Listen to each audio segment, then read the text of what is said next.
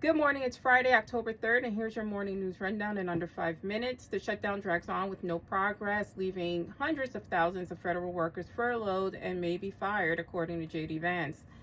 Programs like SNAP and WIC and disaster aid risk delays. National parks and passport processing are also expected to be hit as the stalemate continues. Trump reposted racist videos of Hakeem Jeffries, of course, wearing a sombrero. This is what it is. This is the type of president we have that takes time to release racist videos. Also on Truth Social, Trump teased meetings with Ross Vaught of Project 2025, a conservative policy blueprint backed by the Heritage Foundation.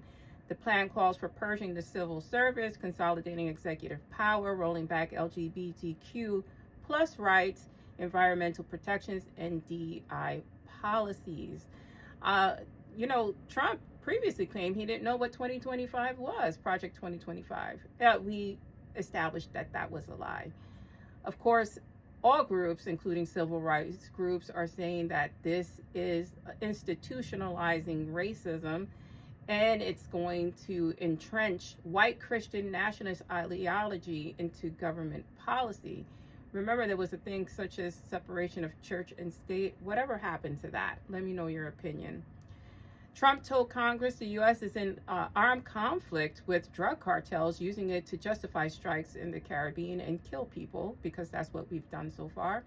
Critics say it stretches presidential power and could strain U.S.-South American relations. At the same time, the administration is withholding billions in federal funds from states who he claims backed Harris. Like we are not allowed to vote for who we want to in this country and not, be persecuted for it, which they claimed we did to them. I guess retribution is on the menu always.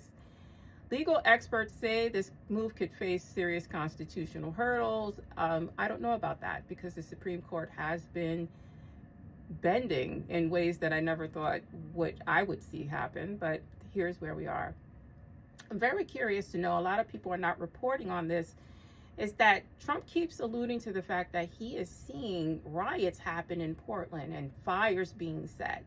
Now, when we see videos of Portland, and even from the residents there's nothing happening. The protest was the cha-cha slide of people dancing, although offbeat, they were still dancing, and it was lovely to see. I reposted the video if you're interested in watching how Portlanders riot in the streets by having a dance fest. What are they showing him? Are they showing him AI clips of pure chaos and things burning? We do know that the president is elderly, and experts have been discussing his health and saying that he shows signs of dementia. What's your opinion on that? The Wall Street Journal dropped an article yesterday saying that banking institutions, even after his conviction or arrest, have, kept in contact with him and still did business with Jeffrey Epstein, such as Wells Fargo, TD Bank, and other firms. Deals included millions funneled through hedge funds and private shares with names like Leon Black, Peter Thiel, and the Rothschilds are all linked to Jeffrey Epstein and his business. Lawmakers now want to have hearings on whether regulators ignored these ties and whether these banking institutions ignored Jeffrey Epstein's dealings. And I'm thinking yes. The FDA approved the second generic form of mifepristone, which could lower costs and expand access. GOP, of course, is preparing for lawsuits. In a study out of Boston, found that children who do not regularly socialize with peers may face long-term developmental challenges. Researchers link limited interaction to higher rates of anxiety, weaker communication skills, and delays in problem solving. Yes, and this is why we have the isolationism and the problems with violence now at our schools with these mass shootings perpetrated by other children.